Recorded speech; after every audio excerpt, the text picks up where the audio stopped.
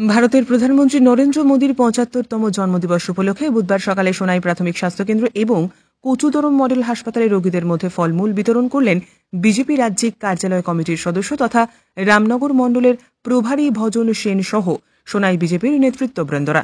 সংবাদ মাধ্যমকে তারা জানান, মোদীজির জন্মতিথিতে তারা রোগীদের মধ্যে ফলমূল বিতরণ করেন। মোদীর জীবনাদর্শ নিয়ে আলোচনা সভা ছিল এদিন।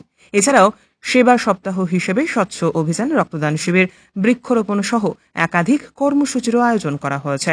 মহাত্মা গান্ধীর জন্মদিবস ২রা অক্টোবর পর্যন্ত রুটিন মাফিক কর্মসূচি তাদের হাতে রয়েছে।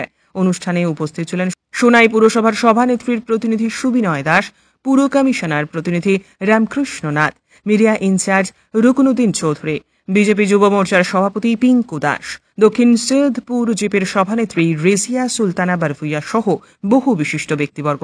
এছাড়াও হাসপাতালের চিকিৎসক মাহিবুর রহমান, আমিনুর রহমান লস্করও উপস্থিত ছিলেন।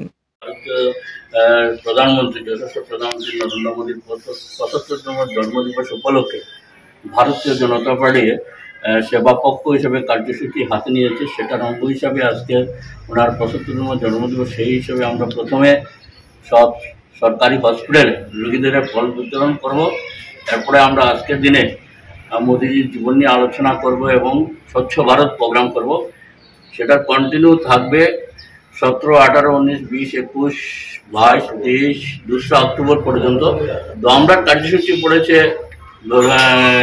ব্লক লেভেলে আজকের ফল বিতরণ এবং ২৫ সেপ্টেম্বর দীনদয়াল উপাধ্যায়ের জন্মদিবস উপলক্ষে বৃক্ষরোপণ আছে, ওনার সভা হবে এবং ২রা অক্টোবর স্বচ্ছ ভারত, যেটা ভারতীয় জনতা পার্টির সংখ্যালঘু মোর্চার নেতৃত্ব হবে, সেটার কার্যসূচি আমরা সফলভাবে বাস্তবায়ন করার জন্য আমরা উদ্যোগ নিয়েছি। সবাই সহযোগিতা কামনা করি এবং আমাদের প্রধানমন্ত্রীর দীর্ঘায়ু কামনা করি। ধন্যবাদ, নমস্কার। Bureau report, CNN 24 news, Silchar.